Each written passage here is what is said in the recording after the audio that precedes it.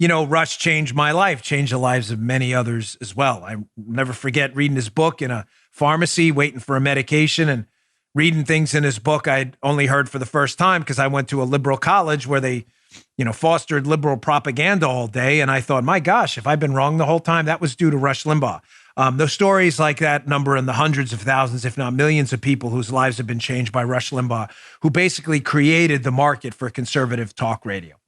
If he didn't create it, he blew it up like no human being ever had before and probably never will again. He's an icon, a giant in the movement.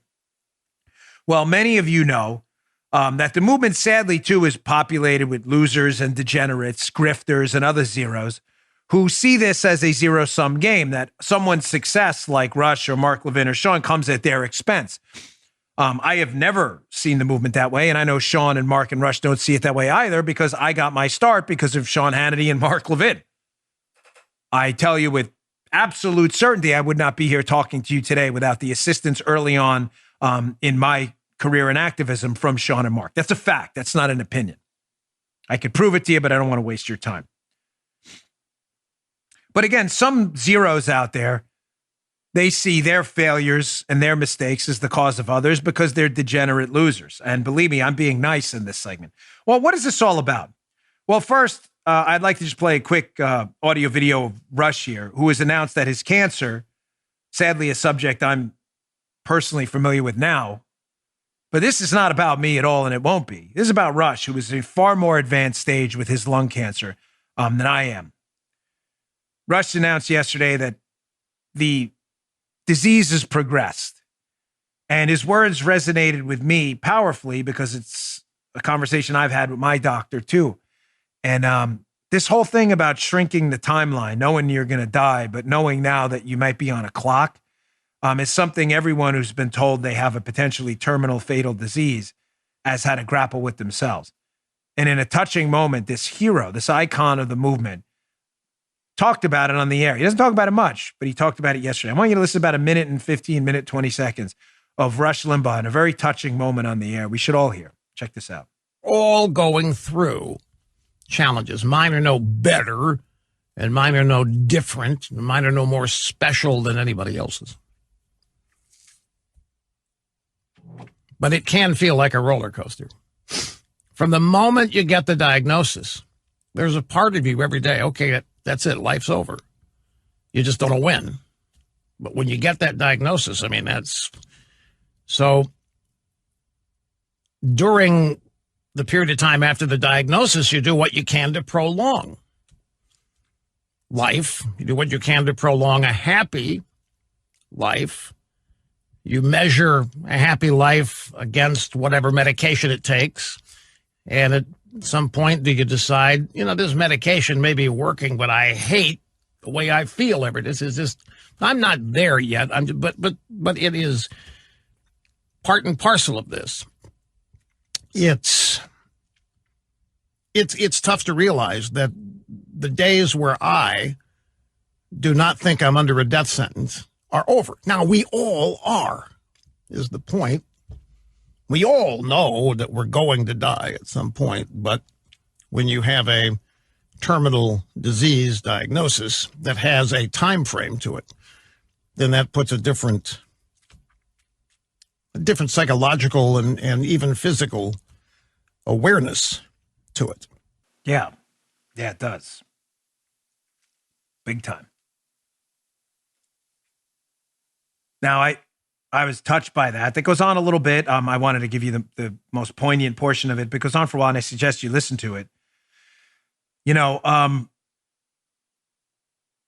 would think after a segment like that anyone, regardless of even your political affiliation, would have an ounce of empathy and say, my gosh, that must be really hard to realize that your life is now on a timeline. We all know we're on a timeline, as Rush said. We all get that, but the timeline's not real.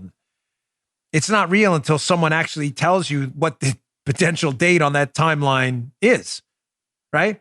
I mean, none of us in our 40s or 50s without any kind of serious illness perceive our death as being real. We know what's going to happen, but it's not real because we don't know the date. We don't know the time. But I just ask you all who don't understand what Rush is going through, if someone were to give you that date, not explain to you why, all of a sudden you would live your life quite differently, wouldn't you? Say that date was 5 years or 10 years from now and you're only 45 years old. You would. You'd live your life differently. Well, Rush has kind of been given a general timeline, and it's devastating. And instead of some people, feeling and empathizing for Rush and what he's gone through, and after all he's contributed to the movement, you have degenerate, loser Neanderthals, like a guy I genuinely can't stand. And never. He's the one guy in conservative. I mean, this guy's not a conservative. He's a loser. We don't accept losers in our movement.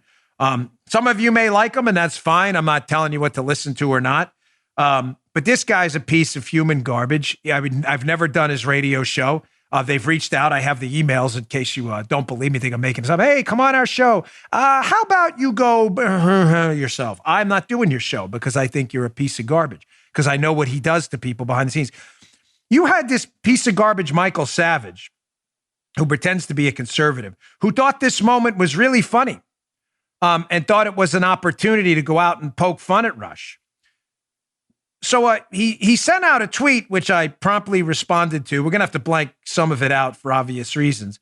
But Savage, this complete zero, who pretty much earned his last name there, thought it was really funny after that touching segment to send out this tweet. Keep in mind, Savage has always been jealous because Rush Limbaugh, Mark Levin, and Sean Hannity are far more impactful in the movement than him.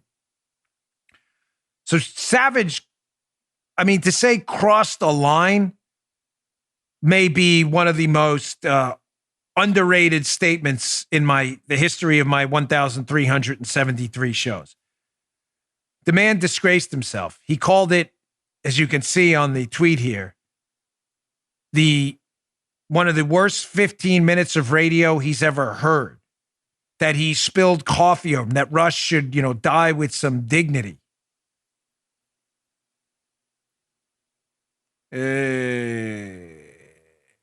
What? So I promptly responded back to Michael Savage that he should go yourself hole. That's all I could think to say right there. Well, that was retweeted and liked probably close to 70 or 80,000 times because I think everybody feels the same way now about Michael Savage. What a loser. And let me just tell you to Michael Savage, again, you piece of human filth who I have absolutely zero respect for. You're not a tough guy. You're a phony. You're a fraud. You're a whiner. You're a loser. There's nothing you can do about it. I called you that. Me. There's nothing you can do about it. Nothing. Do you understand? Zero. Because you're a coward and a chump. If I see you in an airport, you'll run away because you are a coward and a chump who thinks someone dying of cancer is funny. And Rush has more dignity in his fingernail than you have in your entire life ever accumulated. You're a piece of garbage. I know who you are. I've heard who you are. And it's the reason I've never done your garbage show. Sorry if that sounded a little angry, but it's true. That's who this guy is. That's exactly who he is. All right. I want to get back to the debates, because the Trump team is just done with